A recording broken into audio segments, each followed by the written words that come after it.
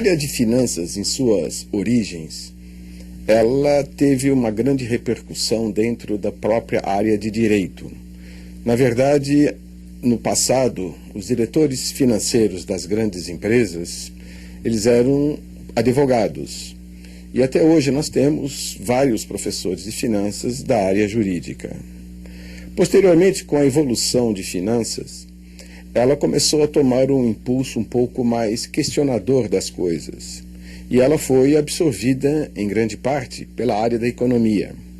Os principais conceitos, os principais fundamentos da área de finanças foram desenvolvidos pela teoria econômica. Tanto isto é verdade que, na década de 90, a maioria dos prêmios Nobel de Economia que nós tivemos foram professores, pesquisadores, autores, economistas que desenvolveram teorias de finanças. R. Markowitz, William Sharpe, Modigliani e Miller, Scholes com a teoria das opções, entre outros. Saindo da economia, finanças necessitavam um pouco de decisão. Na verdade, finanças é um processo decisório. E uma parte de finanças alojou-se na administração. Mas alojou na administração muito mais como um conceito de decisão do processo. Da administração, finanças andou um pouco mais e foi ser análise, foi ser desempenho, foi pensar em valuation e aí aportou na área de contabilidade e controladoria. E hoje, vemos hoje finanças com toda esta bagagem de todas estas áreas, hoje incorporando uma nova área muito mais sofisticada, que seria as áreas de métodos quantitativos. Hoje predomina em finanças profissionais oriundos da área de engenharia, física, matemática e outras áreas quantitativas. Finanças cresceu, se sofisticou como ciência, porém finanças ela é, em grande parte, na maioria dos livros, na maioria de suas teorias, originado de economias com características bastante diferentes das nossa economia. Os princípios, os pressupostos que baseiam toda essa parafernália de instrumentos, de modelos de finanças, muitas vezes se chocam com a realidade dos países emergentes e principalmente de países com as características econômicas, culturais, jurídicas e de mercado como existem no Brasil. Esses modelos precisam ser ajustados, precisam ser adaptados. Não há como imaginar-se esses conceitos aplicados da maneira como é feito em outras economias mais estáveis, mais desenvolvidas. Na verdade, esse é o tema fundamental das nossas pesquisas, a adequação das finanças à realidade de mercados emergentes, principalmente do Brasil.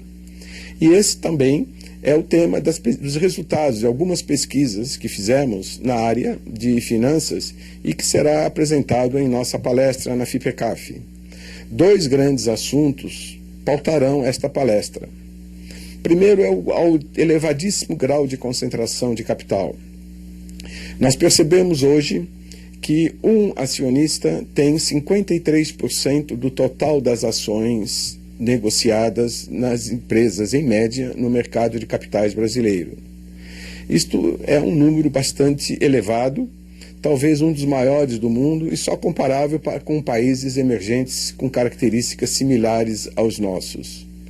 Os Estados Unidos, por exemplo, a participação dos maiores acionistas restringe-se a níveis muito baixos, de 5%, 6% no máximo.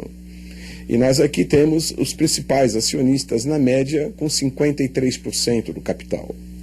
Nesse momento, para-se e pergunta o que representa efetivamente o valor de mercado de uma ação com essas características. Até onde nós podemos usar os modelos de precificação de ativos baseados no mercado brasileiro e assim por diante. O segundo ponto bastante relevante que nós temos a avaliar é o problema dos dividendos.